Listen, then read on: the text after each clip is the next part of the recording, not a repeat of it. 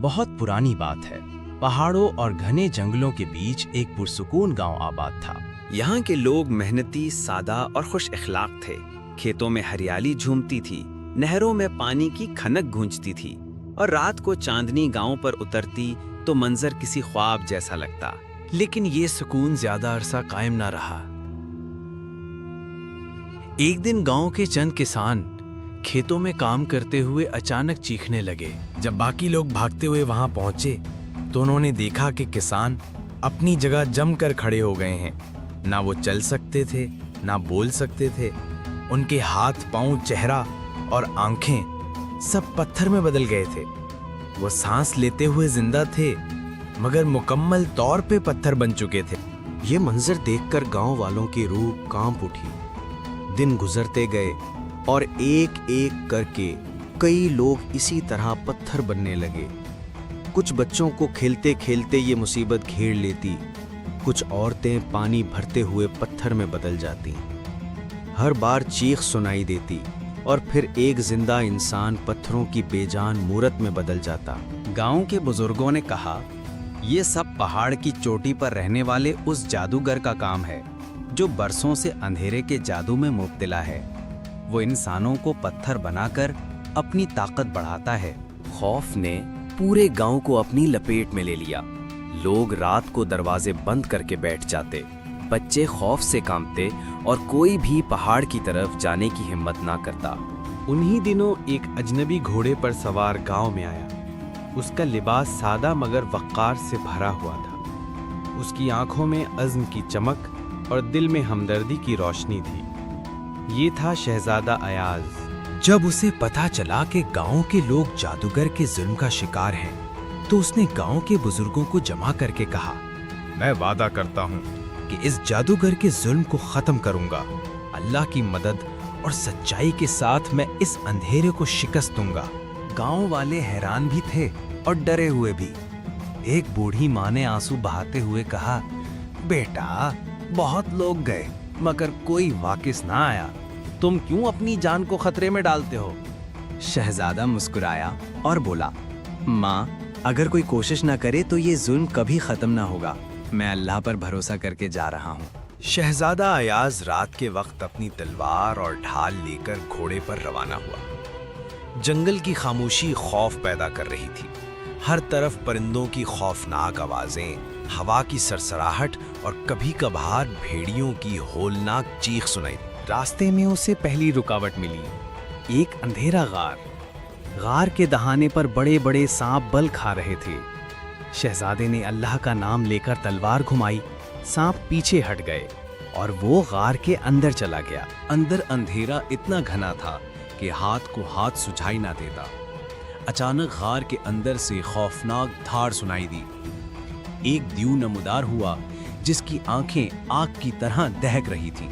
شہزادہ ایاز نے کانپتی آواز میں دعا پڑھی اور ڈھال اوپر اٹھائی۔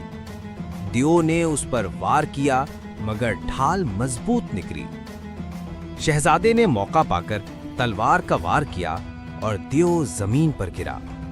اندھیرا چھٹ گیا اور شہزادہ آگے بڑھ گیا۔ پہاڑ کے درمیان اسے ایک جلتا ہوا دریا ملا۔ دریا کے کنارے تختے بچھے تھے مگر ہر تختہ جل کر ٹوٹ رہا تھا۔ شہزادے نے بسم اللہ پڑھ کر پہلا قدم رکھا۔ اللہ کی مدد سے وہ تختے مضبوط ہوتے گئے اور شہزادہ بخیر و عافیت دریا پار کر گیا۔ آخرکار وہ پہاڑ کی چوٹی پر پہنچا۔ وہاں ایک عظیم و شان محل کھڑا تھا مگر وہ حسن کے بجائے خوف کی علامت تھا۔ دیواریں سیاہ پتھر کی تھیں، کھڑکیوں سے سرخ روشنی نکل رہی تھی اور دروازے پر درجنوں پتھر بنے لوگ کھڑے تھے جیسے پہرے دار ہو۔ شہزادہ ایاز نے آگے بڑھ کر ان پتھروں کو غور سے دیکھا۔ ان میں چھوٹے بچے بھی تھے جو ہاتھ پھیلائے جیسے ماں کو بلا رہے ہوں، اور بوڑھے بھی تھے جو سجدے کی حالت میں جمے ہوئے تھے۔ یہ دیکھ کر شہزادے کے دل میں آگ لگ گئی۔ محل کے اندر جادوگر بیٹھا تھا، اس کے لباس پر سیاہ دھاگے لپٹے تھے، آنکھیں شعلے برسا رہی تھیں اور اس کے ہاتھ میں جادو کی ایک چھڑی تھی۔ اس نے شہزادے کو دیکھ کر کہکہا لگایا، ایک اور بے وقوف آیا ہے جو میرا مقابلہ کرے گا۔ اے نادان، تو بھی ان پتھروں میں بدل جائے گا، کوئی میرے جادو کو نہیں توڑ سکتا۔ جادوگر نے منتر پڑھنے شروع کیے۔ آسمان پر بادل چھا گئے، بجلیاں کڑکنے لگیں، زمین لرزنے لگی، پتھر کے پہرے دار ایک ایک کر کے حرکت کرنے لگے اور شہزادے پر ٹوٹ پڑے۔ شہزادہ ایاز نے تلوار گھمائی، ڈھال اٹھائی اور اللہ کی مدد سے لڑنا شروع کیا۔ ہر وار کے ساتھ وہ دعا پڑھتا۔ پتھر کے کئی پہرے دار گر کر دوبارہ اپنی اصل شکل میں آنے لگے۔ ان کے جسم نرم ہو گئے اور وہ چیخ کر رونے لگے۔ جادوگر غصے سے چیخا، یہ نام میرے جادو کو کمزور کیوں کر رہا ہے؟ شہزادے نے بلند آواز میں کہا، کیونکہ سچائی ہمیشہ جھوٹ پر غالب آتی ہے اور ایمان کا نور اندھیرے کو ختم کر دیتا ہے۔ جادوگر نے اپنی چھڑی آسمان کی طرف اٹھائی اور ایک بڑی آگ کا گولا شہزادے کی طرف پھینکا، مگر شہزادے نے ڈھال اوپر اٹھائی، دعا پڑی اور آگ کا گولا واپس پلٹ گیا۔ جادوگر پیچھے ہٹ گیا اور اس کے کپڑے جلنے لگے۔ شہزادہ قریب آیا، تلوار کو بلند کیا اور اللہ کا نام لے کر وار کیا۔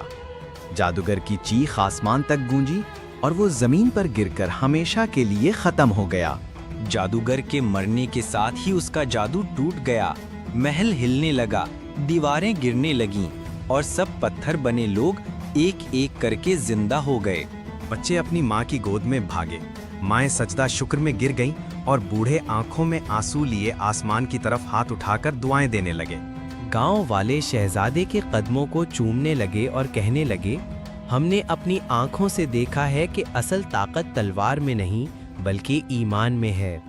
شہزادہ ایاز نے مسکرا کر کہا، یاد رکھو، ظلم کبھی قائم نہیں رہ سکتا، سچائی اور بھروسہ ہمیشہ فتح یاب ہوتا ہے۔ اس کے بعد وہ گاؤں والوں کو آزاد چھوڑ کر اپنے سفر پر نکل گیا۔ آج بھی پہاڑ کی چوٹی پر وہ ٹوٹا ہوا محل موجود ہے جو بہادر شہزادے کی جیت کی نشانی ہے۔